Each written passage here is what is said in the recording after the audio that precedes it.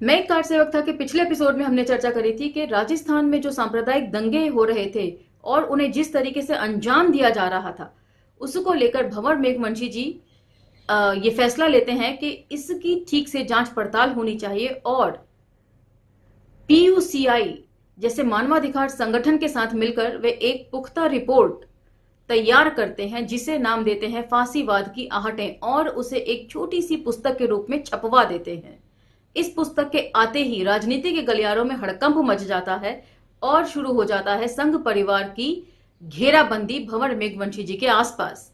न केवल भंवर मेघवंशी जी के घेराबंदी शुरू होती है बल्कि उनके सामाजिक कार्यों में जो उनके सहयोगी होते हैं उनके ऊपर भी संघ अपना शिकंजा घेराबंदी के जरिए कसने लगता है, जिसके चलते बहुत सारे लोग जो हैं वो भंवर मेघवंशी जी से अपना पिंड छुड़ा लेते हैं। उसके बाद दौर शुरू होता है सोशल बॉयकॉट का। किस तरह उनका सामाजिक बहिष्कार होता है, उन्हें यहां तक के सार्वजनिक टी स्टॉल्स पर भी चाय सर्व नहीं की जाती, दुकानदार उन्हें अपना सामान नहीं देते और बिना एफआईआर किए ही मौखिक रूप से उनकी गिरफ्तारी का फरमान जारी कर दिया जाता है और मुट्ठी भर लोगों और सहयोगियों की मदद से वो किस प्रकार इस दुष्चक्र से बाहर आते हैं। इन सब चीजों के ऊपर हमने पिछले एपिसोड में चर्चा करी थी, तो यदि आपका वो एपिसोड मिस हो गया हो तो आप पिछला एपिसोड स्क्रॉल डाउन करके सुन सकते हैं। अब हम चर्चा को यहां से आगे लेकर जाएंगे और आज एक महत्वपूर्ण या यूं कहिए इस आत्मकथा के सबसे महत्वपूर्ण पहलू के ऊपर हम चर्चा करेंगे, जो है दलित अस्मिता का प्रश्न। तो अंत तक हमारे साथ इस एपिसोड में बने रहिएगा। चलिए मेरे साथ।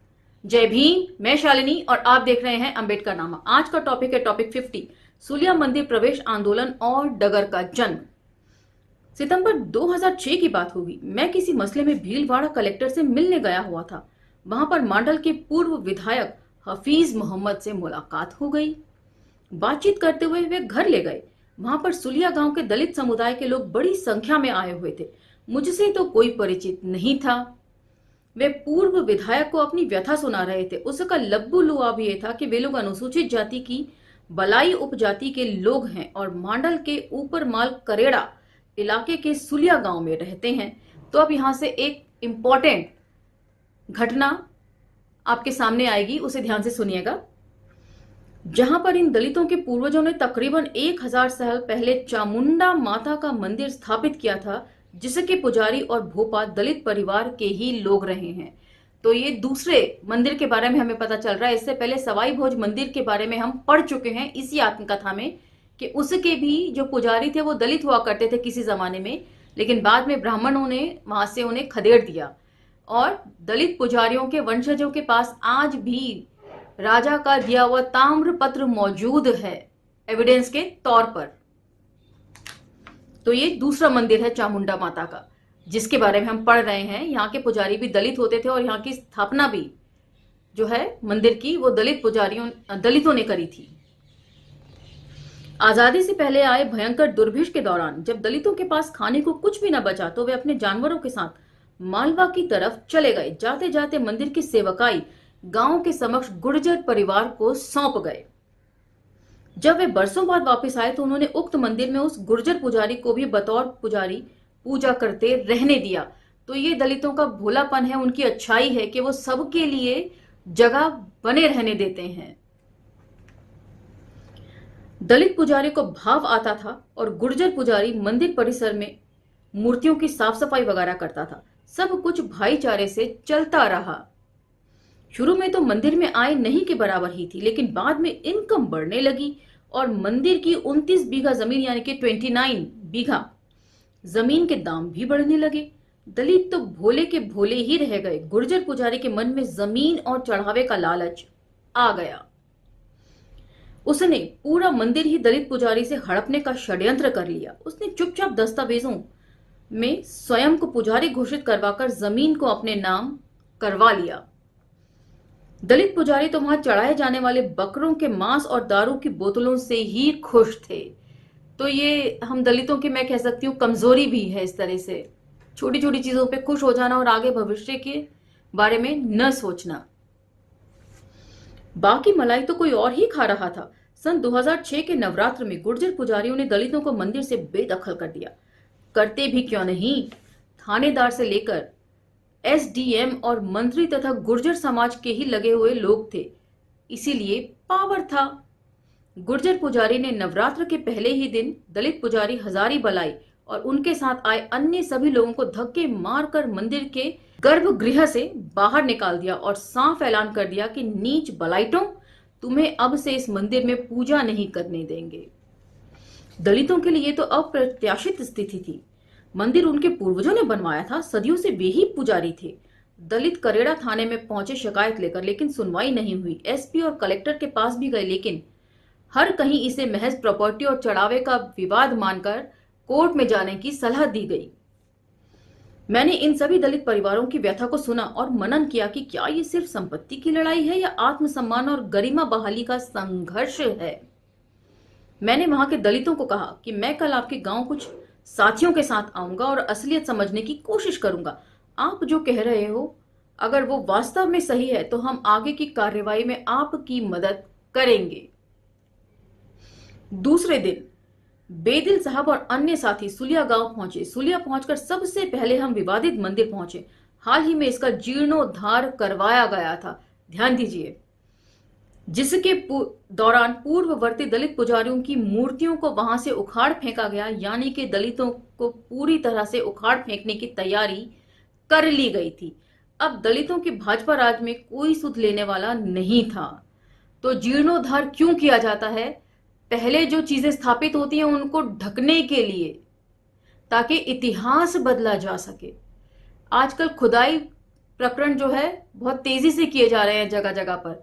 यदि सही से खुदाई की जाए और गहरी खुदाई की जाए तो खुदाई का सच सामने आ जाए कि आखिर किन चीजों के नीचे, किन इमारतों के नीचे असल में क्या चीजें दबी हुई हैं।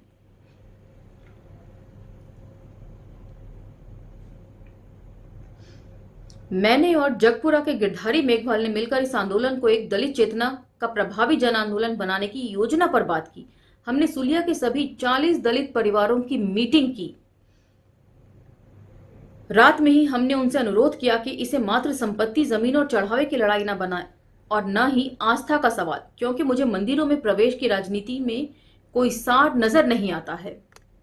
मैं व्यक्तिगत रूप से किसी भी धर्मस्थल में प्रवेश को दलितों के लिए अनुपयोगी मानता हूं। मुझे आज भी पक्का यकीन है कि 33 करोड़ सनातन धर्मी देवी देवता दलितों के कुछ भी काम नहीं आए। इनमें से एक का भी दिल हमारे दारुण दुख से नहीं पसीजा। किसी ने भी यह नहीं कहा कि इन दलितों की भी सुध लो, ये भी तो हमारी ही पूजा करते हैं। मैंने अपनी अलग सोच को विराम दिया, क्योंकि वैचारिक मतभेद अपनी जगह पर हैं, लेकिन अगर संविधान प्रदत्त किसी मौलिक अधिकार को सीमित किया जा रहा है तो इसे बर्दाश्त करना ठीक बात नहीं है। और अपनी आत्मकथा में पहले भी भंवर मेघवंशी जी इस बात का खुलासा करते रहे हैं कि संवैधानिक अधिकारों की लड़ाई अलग होती है, मंदिर प्रवेश से उसको जोड़कर ना देखा जाए। मंदिर में जाना या ना जाना ये किसी भी व्यक्ति का व्यक्तिगत चॉइस हो सकती है, लेकिन किसी दूसरे व्यक्ति द्वारा आपको रोका जाना ये संवैधानिक अधिकारों का हनन है। इस मामले में भी न मुझे सुलिया माता जी दिखलाई पड़ रही थी, न ही मंदिर माफी की जमीन और न ही चढ़ावा दिखता था। सिर्फ और सिर्फ भारत का संविधान और उसमें दिए हक अधिकार की पुनर्प्राप्ति की इच्छा करते लोग दिखलाई पड़ रहे थे। मैंने मजदूर किसान शक्ति संगठन की सेंट्रल कमेटी के सामने यह मामला रखा। हम लोग इस मामले में एक फैक्ट फाइंडिंग रिपोर्ट के साथ जिला प्रशासन से मिले तथा उन्हें 7 दिन का अल्टीमेटम देकर लौट आए। अब गेंद प्रशासन के पाले में थी। इस रिपोर्ट में दलितों के साथ हुई एट्रोसिटी के मामले में मुकदमा दर्ज करने की मांग से लेकर दलितों को ससम्मान मंदिर में पुनः प्रवेश कराने की सरकार की जिम्मेदारी के बारे में बात की गई। मजदूर किसान शक्ति संगठन की सेंट्रल कमेटी के हल्के से मतभेदों के बाद इस मंदिर प्रवेश का आंदोलन को हरी झंडी दे दी गई। मतलब थोड़ा बहुत मतभेद भी था कि इस तरह का प्रस्ताव पारित किया जाए या न किया जाए, लेकिन जल्दी ही उस मामले को निपटाकर प्रस्ताव पारित कर दिया गया। 18 नवंबर 2006 को सुलिया में एक चेतावनी सभा आयोजित की गई, जिसमें आसपास के गांव से सैकड़ों लोग पहुंचे। इस सभा को दलित अधिकार केंद्र के सतीश कुमार, MKSS के निखिल डे, पूर्व सांसद थान सिंह जाटव तथा अजा जजा पिछड़ा वर्ग कर्मचारी परिसंघ के प्रदेशाध्यक्ष हनुमान सिंह निर्भय ने संबोधित किया। तय हुआ कि अगर प्रशासन 12 दिसंबर 2006 तक दलितों को उनका हक नहीं दिला पाता है तो दलित खुद ब खुद मंदिर में प्रवेश कर जाएंगे। जैसे जैसे मामला बढ़ने लगा, संघ के कान खड़े होने लगे। पूरा संघ कुनबा दलित जातियों के विपक्ष में खड़ा हो गया। तो ये है संघ की सच्चाई। वे किसी मामले को तूल नहीं देते तब तक जब तक कि वो उन्हें ये न लगे कि दलित जो हैं वो संगठित हो रहे हैं, अपनी अस्मिता को समझने लगे हैं। और जैसे ही उन्हें इस चीज की भनक लगती है कि अब इस मसले को लेकर दलित संगठित हो सकते हैं और कहीं ऐसा ना हो कि ये दलित संगठित हो तो देश भर के दलित इनको देखकर संगठित होने लगे, इसलिए वो इस मामले में अपनी टांग अड़ा बैठते हैं। इस तरह के हर मामले में कहना चाहिए। संघ जो कि इस मामले को बिल्कुल ही नजरअंदाज कर रहा था, अचानक ही अति सक्रिय हो गया। उनके कई पदाधिकारी करेड़ा क्षेत्र में पहुंच गए तथा दलितों में आ रही चेतना को पलट देने की घटिया राजनीति पर उतर गए। तो अभी जैसा कि मैंने कहा कि ये लोग दलित चेतना के विरोधी हैं। ये संघ के दोगलेपन का सबसे बेहतरीन उदाहरण था, जहां समरसता की बातें करने वाला आरएसएस दलितों के खिलाफ कुचक्र रचने लगा और अपनी असलियत पर उतर आया। विहिप तथा अन्य संगठनों की एक टीम के लोग 23 नवंबर 2006 को सुलिया गांव में पहुंचे, मंदिर में गए, गुर्जर पुजारी से मिले। वे अपने साथ कुछ दलित नामधारी दलाल भी लेकर आए थे। उन्होंने दलितों के पास जाकर कुछ बात करने की असफल कोशिश जरूर की, लेकिन सुलिया के दलितों ने उन्हें ऐसा मुंह तोड़ जवाब दिया कि वे अपना समूह लेकर लौट गए। ये लोग उसी दिन भीलवाड़ा चले गए, वहां जाकर एक प्रेस कॉन्फ्रेंस की, जिसमें उन्होंने सुलिया के दलितों द्वारा चलाए जा रहे मंदिर प्रवेश आंदोलन को बहुराष्ट्रीय कंपनियों की साजिश बताया। ये कभी नहीं बताते कि आखिर वो बहुराष्ट्रीय कंपनियां कौन है जिन पर इन्हें शक है, तथा कहा कि कुछ समाज कंटक विदेशी धन के सहारे हिंदू समाज को तोड़ने की साजिश कर रहे हैं। हिंदुत्व के ठेकेदारों ने दलालों की बराबरी की मांग को यह कहकर रद्द कर दिया कि कोई भी दलित मंदिर के गर्भगृह में नहीं जा सकता है, सिर्फ पुजारी को ही ये हक प्राप्त है। तो जब ये कुछ और नहीं कर सकते हैं तो इसमें विदेशी, हर चीज में विदेशी ताकतों का हाथ होने की बात करते हैं, लेकिन कभी ये नहीं कहते कि इन्हें किन चीजों पर, किस चीज पर शक है। सीधे तौर पर कुछ नहीं कहेंगे। यहां पर भी बहुराष्ट्रीय कंपनियों की साजिश बताया, लेकिन किन कंपनियों पर इन्हें शक है इसका कोई ब्यौरा उन्होंने नहीं प्रस्तुत किया। संघ परिवार ने इस पूरे घटनाक्रम के दौरान दोगली नीति अपनाई। एक तरफ संघ, भाजपा, बजरंग दल, विहिप, शिवसेना में कार्यरत दलितों को आगे किया गया और उनके जरिए सुलिया के दलितों की मांग को नाजायज ठहराया गया। वहीं दूसरी ओर स्थानीय विधायक एवं भाजपा सरकार के कैबिनेट मंत्री कालू लाल गुर्जर के जरिए 26 नवंबर को एक फर्जी किस्म का मंदिर प्रवेश करवाया गया, जिसके तहत बाहर से भाड़े के दलित दलाल लाए गए और उन्हें मंदिर के बरामदे तक ले जाकर मीडिया के सामने पेश किया गया। इस फर्जी दलितों के मुंह में शब्द डाले गए, यहां दलितों के साथ कोई भेदभाव नहीं होता, ऐसा उनसे कहलवाया गया। तो अब यहां पर कुछ महत्वपूर्ण चर्चा है जो मैं आपके संज्ञान में लाना चाहूंगी। ये सारी घटना 2014 से पहले की है, यानी कि देश को मिली नकली आजादी की घटना है ये। अब 2014 यानी कि के बाद जो देश को असली आजादी मिली है ना, उसकी घटना के ऊपर चर्चा कर लेते हैं। मैं 3 घटनाओं का जिक्र करूंगी, उसे आप गौर से सुनिए और नेट के ऊपर उस पर सर्च जरूर कीजिएगा। पहली घटना, जैसे कि इसमें मंदिर में प्रवेश करवाया गया दलित को, और बड़ी इंटरेस्टिंग है और हास्यास्पद भी। घटना 20 अप्रैल 2018 की है, जब भाजपा सरकार के ऊपर तरह तरीके से आरोप लगने लगे दलितों के दमन के, उनके मंदिर प्रवेश को लेकर। उससे पहले 18 मार्च 2018 को जगन्नाथ पुरी का जो मंदिर है उसके गर्भगृह में जाने से भूतपूर्व राष्ट्रपति कोविंद जी और उनकी पत्नी को रोक दिया गया था। और टाइम्स ऑफ इंडिया की एक रिपोर्ट भी छपी थी इस चीज को लेकर, जिसमें यह बात भी कही गई थी कि श्रीमती कोविंद जी के साथ धक्का मुक्की भी की गई थी उनको रोकने के लिए। उसके बाद की यह घटना है कि 20 अप्रैल 2018 को हैदराबाद के चिल्लकुर बालाजी मंदिर के पुजारी CS रंगराजन जो है एक दलित को अपने कंधे पर बिठाकर मंदिर में उन्होंने प्रवेश करवाया और वहां उससे पूजा अर्चना भी करवाई। और तीसरी घटना है मई 2018 की, 1 महीना भी नहीं हुआ और देखिए तीसरी घटना आ गई, जहां पर के पुष्कर मंदिर प्रवेश फिर नहीं करने दिया गया। पुष्कर मंदिर में राष्ट्रपति कोविंद जी और उनकी पत्नी जी को, और उन्होंने बाहर जो तालाब बना हुआ है वहां बैठकर पूजा अर्चना की। बाद में सरकार ने लीपापोती ये करी कि श्रीमती कोविंद जी की तबीयत ठीक ना होने की वजह से वे मंदिर में नहीं जा सकी। तो ये जो है संघ का कैरेक्टर है, असली उनका दोगला चरित्र है।